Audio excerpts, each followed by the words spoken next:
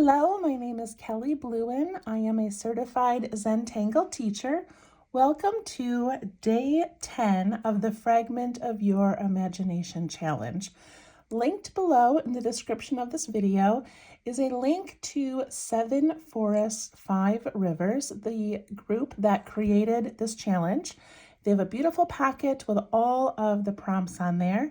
And then there's also linked this free download that I created that already has the fragment outer shapes on them. So you can download and print that on cardstock if you would like.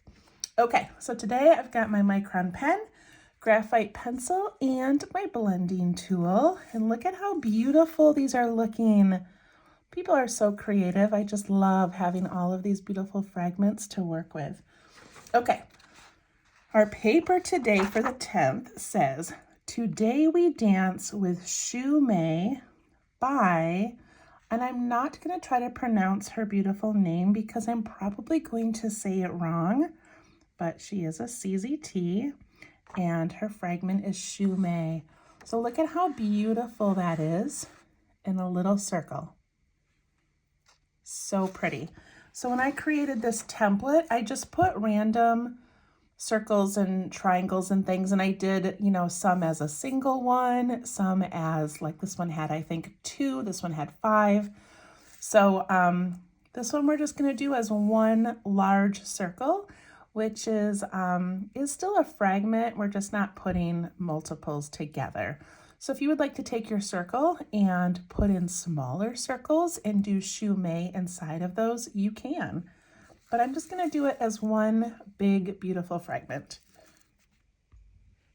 Okay, so we begin by putting a little dot in the middle.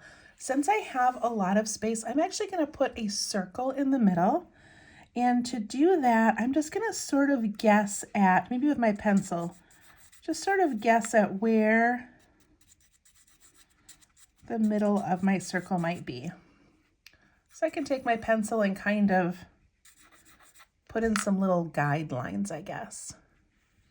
And instead of a dot, I'm going to do a small circle, just because we have the extra room.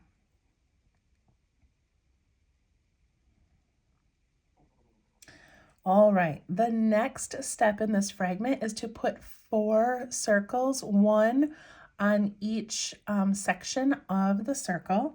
And I'm going to make mine maybe a little bit bigger than the middle. So about that big, and I'm just going to let it touch the edge right there.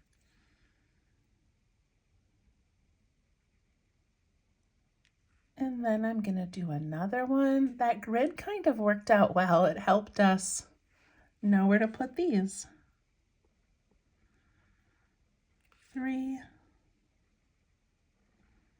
and 4.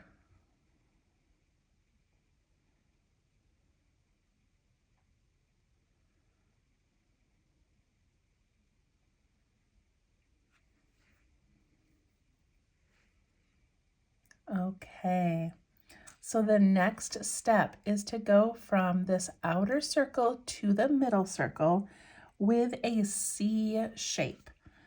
So I'm going to start at the top of the circle just so that I can kind of glide along the side like this.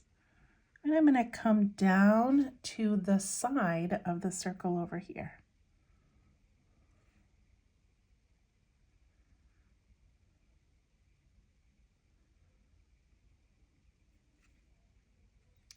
And now I'm going to do another C shape, and I'm going to let it curve the same direction as this one. So if I turned my paper, it would still be a C shape, but I'm not going to turn it, I'm just going to do it.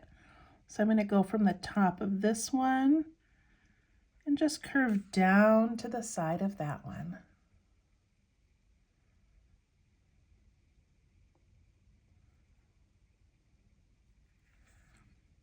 And then I'm going to do this one here, which is now going to be a backwards C because I want it to go in that same direction.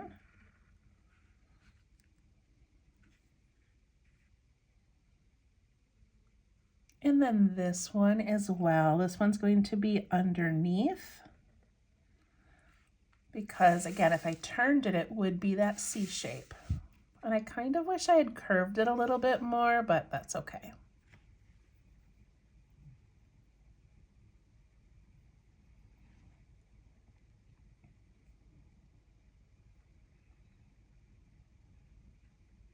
Okay, we got those in. So now I'm going to put a circle in between these two circles in this little space here. And it's not going to be against the edge, it's going to be down a little bit. So I'm going to put that right here. And I even made it a little bit smaller. And then this one I'm going to put about here. And this one. And this one.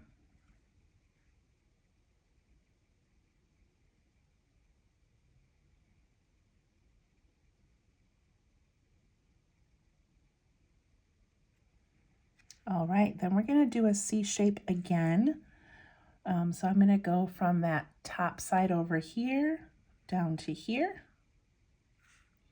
And from this one to here. And here. And here.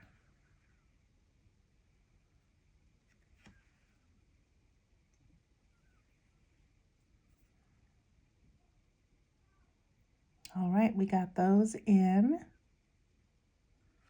All right, now we're gonna put even smaller ones in between here. So I'm gonna do a little curve and a little one, a curve and a little one. And then I have this section, I'm gonna do a little curve and a little one, a curve and a little.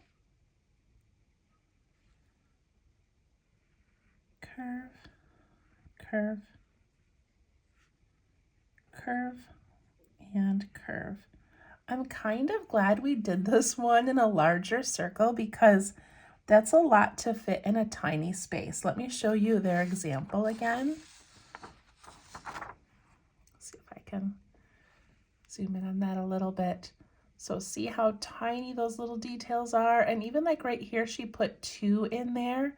So it probably doesn't matter exactly how many you have.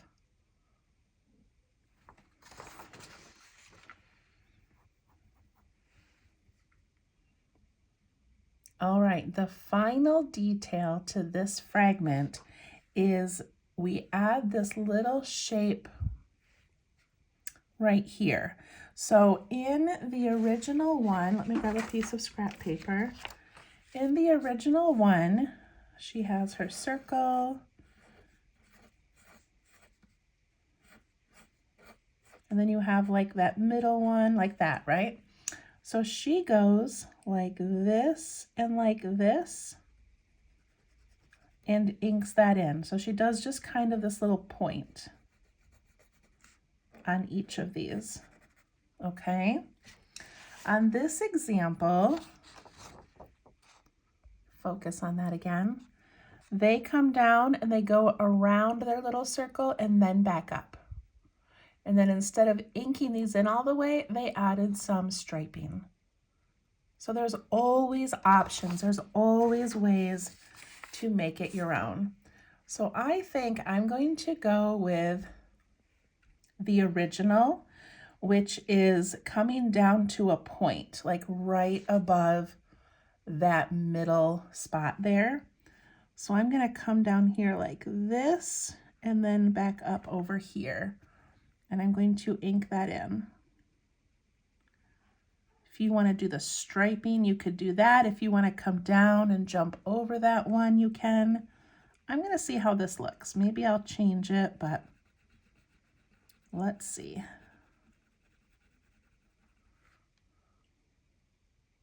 Okay, that looks pretty good, but I do kind of think I want to just come down into this area a little bit more. So I'm going to come down in here and then jump over that and then up. And that's going to give me a little bit more darkness. Okay, that's pretty good. That wasn't my plan, but I kind of like that. So then for this one, I'm just gonna put like that little cap on here first. And then I go up and up.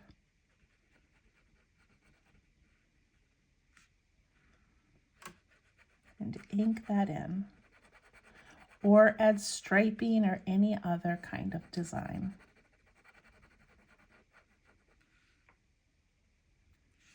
I'm gonna add that little aura, that little cap first. And I go up.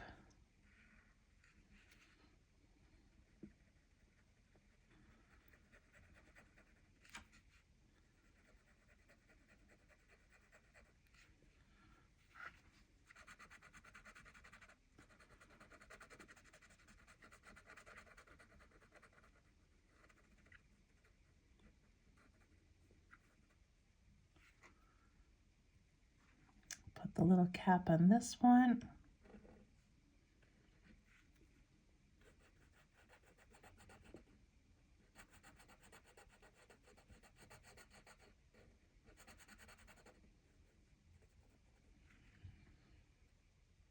There we go, we did it. I really like those darkened areas. It just kind of brings the whole thing together. That is so pretty. All right, so you guys know I can't stop there. I just have to keep going a little bit more, but that is the fragment. But I want to put an aura around this whole thing, and auras around circles are kind of tricky. It's just hard to keep like a consistent distance, but I'm going to do it anyway because I really like it, even if it's a little bit wiggly.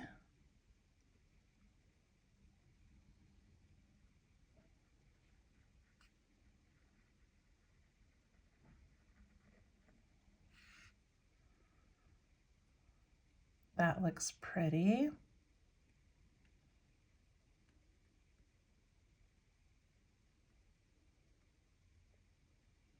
Okay, now should I keep it that way or should I add some more embellishments like in the corners? Oh, I don't know. It looks kind of pretty just by itself. What to do, what to do. I guess I'm thinking about these little tiny bits here and how those would look kind of pretty coming off a couple of the corners. So I'm just gonna do it. So if you wanna stop here, stop here. But I'm gonna do like a little flick.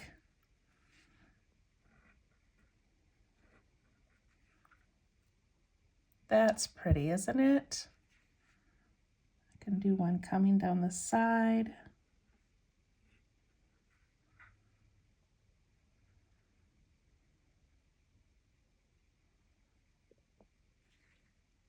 And maybe I'll just do like a little double one.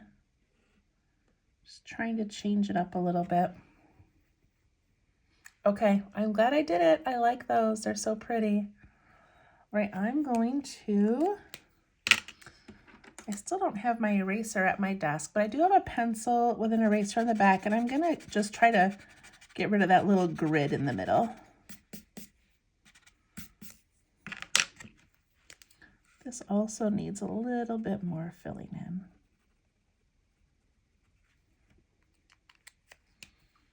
Okay, I'm gonna grab my graphite pencil and do a little bit of shading. The first thing I wanna do is go around the outside of that little middle dot. There's already a lot of ink around there with all those little lines coming in, but I think adding that little bit of shading will be pretty. Look at that. Now I think I'm just going to take my blending tool and just sort of drag some of those up. Like I'm not adding more graphite, but I'm just kind of giving these some little shadows. See how they just sort of extended out? And I kind of did them on the left side or the top side, but not on purpose. Okay, then I'm going to go around these larger circles.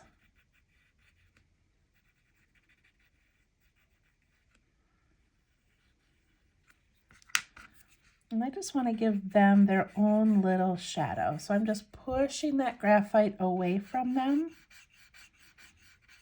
like that.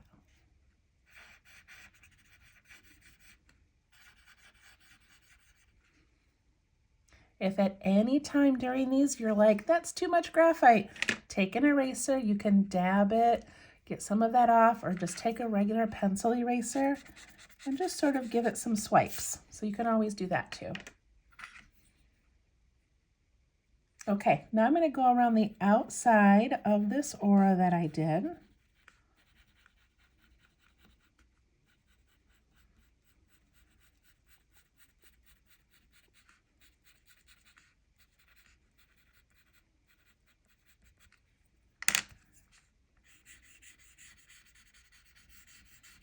And I'm going to soften that and just kind of push it and pull it away from that line.